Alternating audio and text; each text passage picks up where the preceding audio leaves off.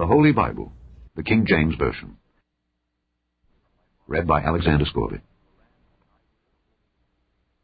The Lamentations of Jeremiah, Chapter 1. How doth the city sit solitary that was full of people? How is she become as a widow? She that was great among the nations, and princess among the provinces, how is she become tributary? She weepeth sore in the night, and her tears are on her cheeks. Among all her lovers she hath none to comfort her. All her friends have dealt treacherously with her. They are become her enemies. Judah is gone into captivity because of affliction, and because of great servitude. She dwelleth among the heathen.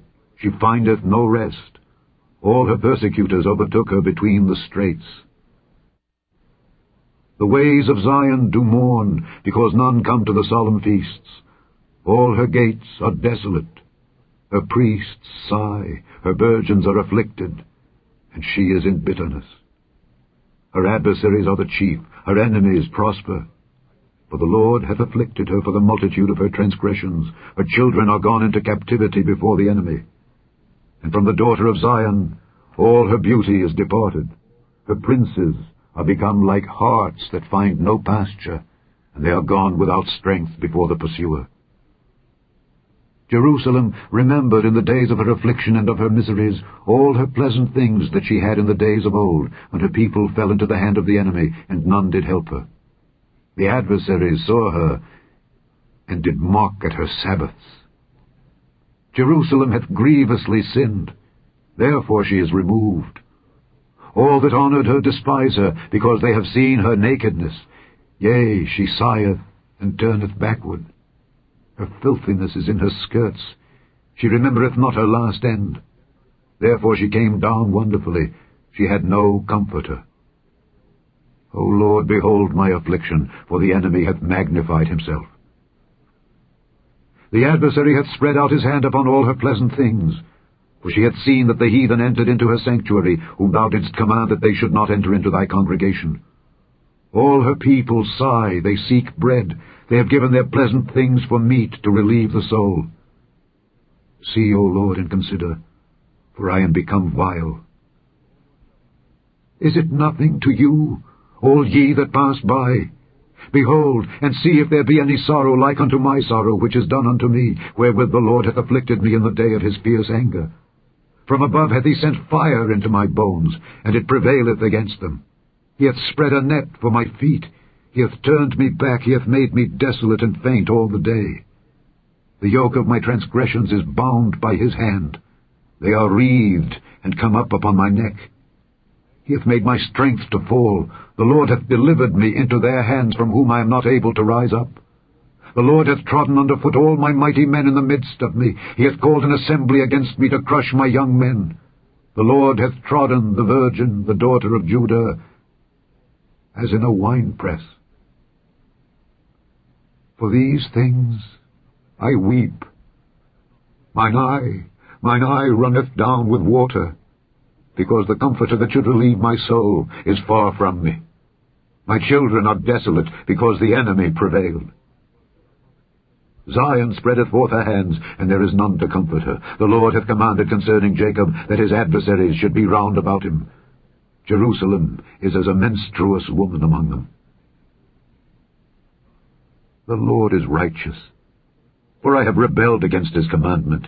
Hear, I pray you, all people, and behold my sorrow. My virgins and my young men are gone into captivity. I called for my lovers, but they deceived me. My priests and mine elders gave up the ghost in the city, while they sought their meat to relieve their souls. Behold, O Lord, for I am in distress. My bowels are troubled, mine heart is turned within me, for I have grievously rebelled. Abroad the sword bereaveth, at home there is as death. They have heard that I sigh, there is none to comfort me. All mine enemies have heard of my trouble, they are glad that thou hast done it. Thou wilt bring the day that thou hast called, and they shall be like unto me. Let all their wickedness come before thee, and do unto them as thou hast done unto me for all my transgressions. For my sighs are many, and my heart is faint. Chapter 2. How hath the Lord covered the daughter of Zion with a cloud in his anger, and cast down from heaven unto the earth the beauty of Israel, and remembered not his footstool in the day of his anger. The Lord hath swallowed up all the habitations of Jacob, and hath not pitied. He hath thrown down in his wrath the strongholds of the daughter of Judah. He hath brought them down to the ground. He hath polluted the kingdom and the princes thereof. He hath cut off in his fierce anger all the horn of Israel. He hath drawn back his right hand from before the enemy, and he burned against Jacob like a flaming fire, which devoureth round about. He hath bent his bow like an enemy. He stood with his right hand as an adversary, and slew all that were pleasant to the eye in the tabernacle of the daughter of Zion. He poured out his fury like fire. The Lord was as an enemy. He hath swallowed up Israel. He hath swallowed up all her palaces.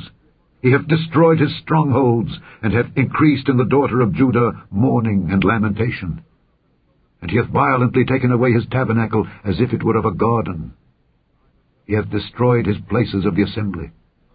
The Lord hath caused the solemn feasts and Sabbaths to be forgotten in Zion, and hath despised in the indignation of his anger the king and the priest. The Lord hath cast off his altar. He hath abhorred his sanctuary. He hath given up into the hand of the enemy the walls of her palaces. They have made a noise in the house of the Lord, as in the day of the solemn feast. The Lord hath purposed to destroy the wall of the daughter of Zion. He hath stretched out a line. He hath not withdrawn his hand from destroying. Therefore he made the rampart and the wall to lament. They languish together. Her gates are sunk into the ground. He hath destroyed and broken her bars. Her king and her princes are among the Gentiles. The law is no more. Her prophets also find no vision from the Lord. The elders of the daughter of Zion sit upon the ground and keep silence. They have cast up dust upon their heads. They have girded themselves with sackcloth. The virgins of Jerusalem hang down their heads to the ground. Mine eyes do fail with tears. My bowels are troubled. My liver is poured upon the earth for the destruction of the daughter of my people, because the children and the sucklings swoon in the streets of the city. They say to their mothers, Where is corn and wine? When they swooned as the wounded in the streets of the city, when their soul was poured out into their mother's bosom. What thing shall I take to witness for thee? What thing shall I liken to thee, O daughter of Jerusalem? What shall I equal to thee, that I may comfort thee, O virgin daughter of Zion? For thy breach is great like the sea. Who can heal thee? Thy prophets have seen vain and foolish things for thee, and they have not discovered thine iniquity, to turn away thy captivity, but have seen for thee false burdens and causes of banishment. All that pass by clap their hands at thee. They hiss and wag their head at the daughter of Jerusalem, saying, Is this the city that men call the perfection of beauty, the joy of the whole earth? All thine enemies have opened their mouth against thee. They hiss and gnash the teeth. They say, We have swallowed her up. Certainly this is the day that we looked for. We have found, we have seen it. The Lord hath done that which he had devised. He hath fulfilled his word that he had commanded in the days of old. He hath thrown down and hath not pitied, and he hath caused thine enemy to rejoice over thee. He hath set up the horn of thine adversaries. Their heart cried unto the Lord, O wall of the daughter of Zion, let tears run down like a river day and night. Give thyself no rest. Let not the apple of thine eye cease. Arise, cry out in the night. In the beginning of the watches pour out thine heart like water before the face of the Lord. Lift up thy hands toward him for the life of thy young children that faint for hunger in the top of every street.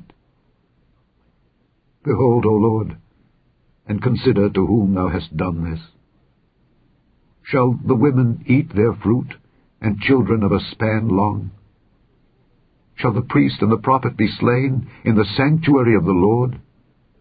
The young and the old lie on the ground in the streets. My virgins and my young men are fallen by the sword. Thou hast slain them in the day of thine anger. Thou hast killed and not pitied. Thou hast called, as in a solemn day, my terrors round about, so that in the day of the Lord's anger none escaped nor remained. Those that I have swaddled and brought up hath mine enemy consumed. Chapter 3. I am the man that hath seen affliction by the rod of his wrath. He hath led me, and brought me into darkness, but not into light. Surely against me is he turned. He turneth his hand against me all the day. My flesh and my skin hath he made old. He hath broken my bones. He hath builded against me, and compassed me with gall and travail. He hath set me in dark places, as they that be dead of old. He hath hedged me about that I cannot get out. He hath made my chain heavy. Also when I cry and shout, he shutteth out my prayer. He hath enclosed my ways with hewn stone. He hath made my paths crooked. He was unto me as a bear lying in wait, and as a lion in secret places. He hath turned aside my ways, and pulled me in pieces. He hath made me desolate. He hath bent his bow, and set me as a mark for the arrow. He hath caused the arrows of his quiver to enter into my reins. I was a derision to all my people, and their song all the day. He hath filled me with bitterness. He hath made me drunken with wormwood. He hath also broken my teeth with gravel stones. He hath covered me with ashes. And thou hast removed my soul far off from peace. I forgat prosperity.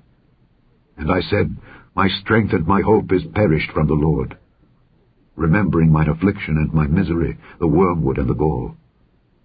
My soul hath them still in remembrance, and is humbled in me. This I recall to my mind, therefore have I hope. It is of the Lord's mercies that we are not consumed, because his compassions fail not.